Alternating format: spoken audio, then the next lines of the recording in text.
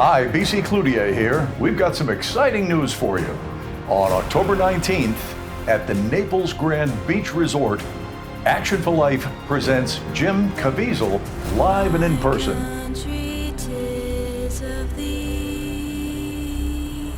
Why are you doing it?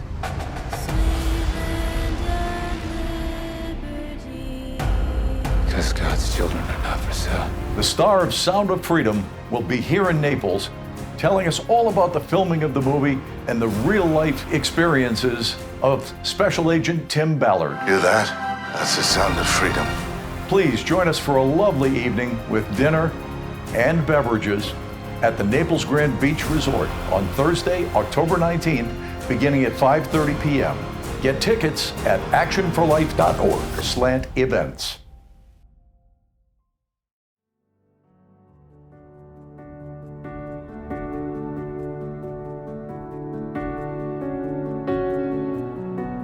Now you have to pay very close attention to what I say today, because it's going to save you aggravation.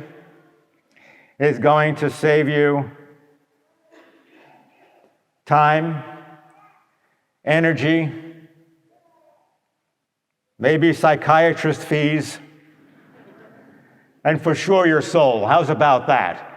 So you got to pay close attention to what I'm saying, because we are going to talk about forgiveness. And that is a hard one for most of us. We all know the Our Father, don't we? Yes, very common prayer. And the prayer is described by many as the perfect prayer, because it contains in that prayer everything that we need to know and do for our salvation. In that prayer are words that we oftentimes pass over. Forgive us our trespasses, as we forgive those who trespass against us.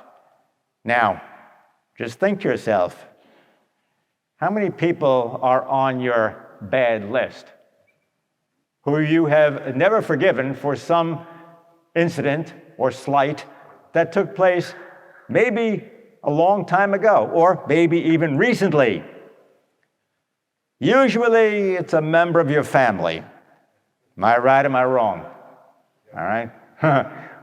What that one did to me, I'll never forget. All right?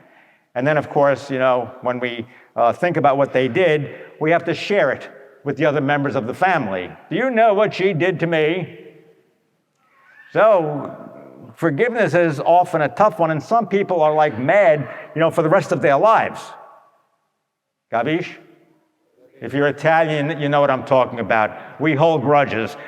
I think the Sicilians call it a Sicilian grudge. Tony, you know what I'm talking about. They have a lot of them on Staten Island. Okay, we'll tell you some stories that I hope will help you to be able to forgive people who have in some way wronged you in the past. The best part of it is that, you're mad at them. Sometimes they don't even know why you're mad at them, and as time goes by, we all forget why we're mad, but we're still mad. So let's go through this, all right? First story is, it's about an aunt and an uncle of mine. Now, the aunt's name was Aunt Tootsie. Now, why did they call her Tootsie? Because when she was young, she was short and dark-skinned, and they said she looked like a Tootsie Roll.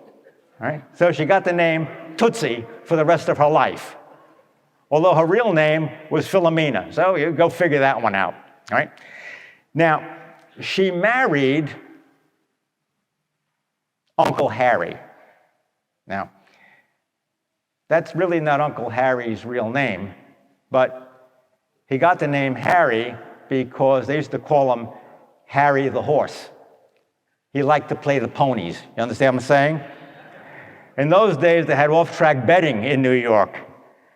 And he used to say, I'm going to the luncheonette where they feed the horses, all right, at the Green Awnings. And that was his favorite place to go.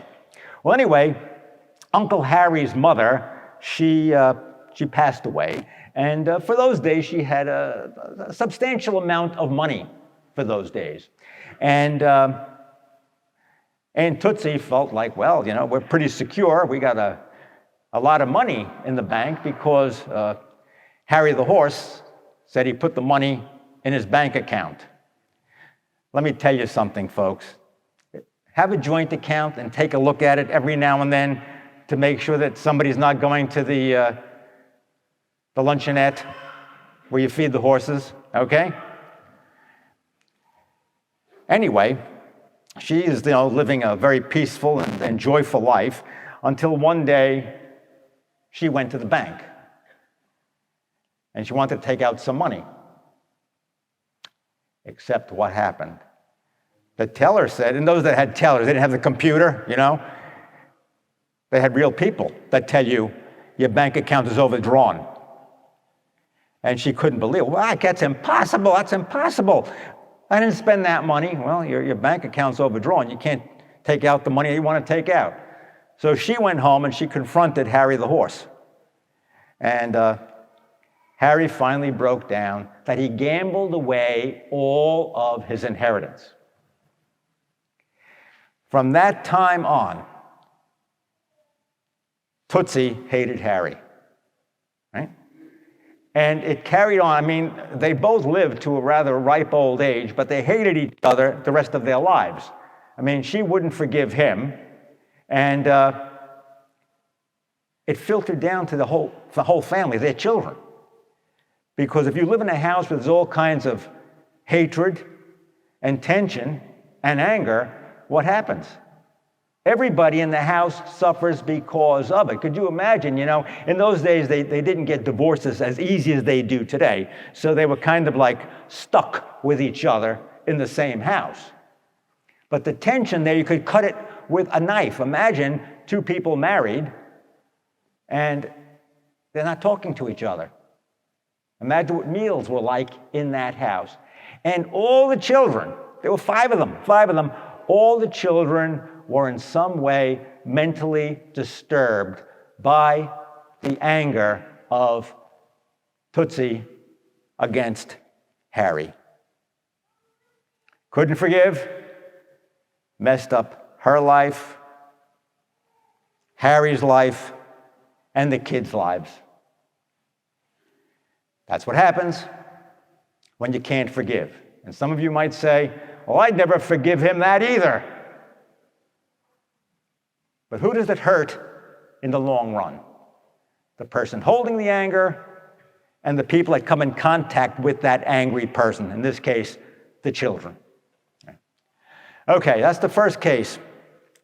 Second case is about a woman named Julie. And these are true stories. I'll tell you, these are true stories. This woman, she hated her mother. Now, the mother was a bit of wasn't a bad person, just a bit of an oddball. I suppose she was an oddball. And more eccentric, let's put it, she was somewhat eccentric.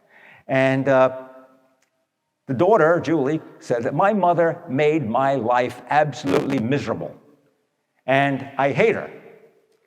So it's taking a tremendous emotional toll on her because this is festering from the time she is a little girl. And finally, she gets married and her husband says to her, you have so much anger in you, you better go see somebody because this is affecting our relationship. You're so mad at your mother. She wouldn't take phone calls from the mother, she wouldn't send a Christmas card, there would be no gifts, tremendous anger, and all of a sudden she'd burst out into tears sometimes because she was still so angry with her mother, who, as I said, was eccentric, and this lasted from the time she was a little girl until the time she was a married woman. And then it begins to affect even her husband. He says, hey, look, you can't go on like this. So she goes to see a psychologist. And psychologist says, oh yes, I can see that you're very angry, and you have to get this anger out of you somehow. So you know what he suggests? I mean, this is crazy. Go to the cemetery where your mother is buried. She had died. I mean, look, if you're still mad at dead people, you got a big problem. They're gone. They're dead. All right? They don't even know you're mad anymore. Right? He says, go to the cemetery and tell your mother how you feel about her. Talk to the tombstone. I said, what? She said, yes, I was yelling at the tombstone in the cemetery. Did it answer you? And she, no. I said, well, how do you feel now? I'm still mad. Look, being mad at dead people is crazy. You're nuts if you think that that does any good to be mad at somebody who's gone, right? If you think you go to the cemetery and yell at a tombstone, you're going to get satisfaction. The only one getting satisfaction is the psychologist that recommended that you do something like that, right? To hold grudges against people who are no longer amongst the living is very, very foolish. And there is not much you can do about what happened in the years that went by.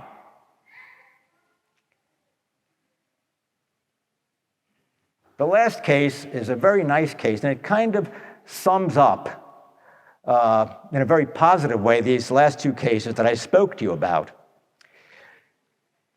A man named Joe. I knew this man for a long time. And Joe was really a very, very nice guy, but he often told me that he hated his father. My father was nice to everybody else, but he wasn't nice to me. Now, let me tell you something else, folks. Pay attention to what I'm saying now. You could have a family with 10 kids in the family. 9 out of 10 will say, oh, my parents, they were great. You get one who says, I don't like my parents. They were bad. They were mean. So, I mean, it's all according to the way somebody perceives what's going on in their lives. The parents might not have been bad parents at all. So anyway, for years he was mad at his father. I hated him. And he says to me, you know, my father died young. I was very young when my father died. Maybe he was, 12 years old. And he said, I remember when they told me my father died, he said, I didn't care in the least. I just made believe I was crying. He said it was make believe. He said, I was kind of glad he was gone. But he was carrying that with him all these years. And his father was in World War I. One day, I went to visit this man's home. By this time, he's an older man himself. And I see on the mantelpiece in the living room, there's a picture of a soldier, World War I uniform. I said, who's that? Oh, that's my father. I said, I thought you hated him. You never wanted to talk about him. You hated him, and he was bad and all that stuff. What's this all about? He says, well, I went to church, and they had a mission. Remember, we have missions, and the theme of the mission was forgiveness. And he said, and right then and there, I forgave my father. That's why his picture's up on the mantelpiece. It didn't help his father. The father, like the second case, is dead. But who did it help? It helped him. It brought healing and peace to his life. So, as I said to you, if you are an angry person, angry with somebody you believe has done you wrong, living or dead, what does it do? It affects your equilibrium. It affects your balance. It makes you an angry person. It makes you a person that other people don't even enjoy being around. You're disruptive to people's lives. You cause other people to be uneasy. Number two, it causes you to waste a lot of time and a lot of energy hating somebody who maybe doesn't even know that you're that angry with them, or they're not even alive anymore. Anger wastes a tremendous amount of energy that we could use in a much better way. Thirdly, It's costly. Imagine how much this woman had to pay for her therapy, and he tells her to go and yell at a tombstone. So it's costly. And a lot of people spend a lot more than that just on psychiatrists and on medications because they refuse to give up the anger. Lastly, and this is the most important one, anger can infect our souls. It can cause the death of our souls. And so when the Lord says in the Lord's Prayer, forgive us our trespasses as we forgive those who trespass against us, it's not about the other person. It's about us. And to give up our anger at someone else is a way of saving our own souls. All right, now I'm going to give you a little formula of how to get over any anger and to forgive those who you believe have sinned against you. Have a little niece, and well, she's not little anymore, she's about 25 years old now. She went to a first day of kindergarten, and when she came home from school, I was visiting, and her mother said, "You tell Uncle Michael what you learned today in school." And she stood up there and she said, "Sister said, don't be mad, don't be sad, be glad." Now that is our motto for the day. Let me hear you say it. Don't be sad. No, not loud, you got to mean it. Don't be sad. Don't be. You got it. God love you.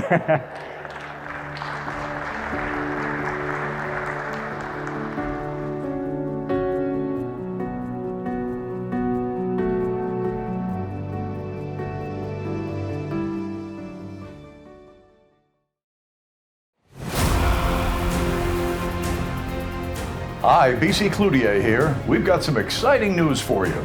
On October 19th, at the Naples Grand Beach Resort, Action for Life presents Jim Caviezel live and in person.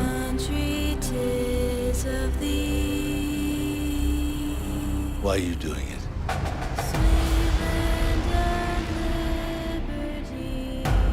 Because God's children are not for sale. The star of Sound of Freedom will be here in Naples, telling us all about the filming of the movie and the real-life experiences of Special Agent Tim Ballard. Hear that? That's the sound of freedom. Please join us for a lovely evening with dinner and beverages at the Naples Grand Beach Resort on Thursday, October 19th, beginning at 5:30 p.m. Get tickets at actionforlife.org/events.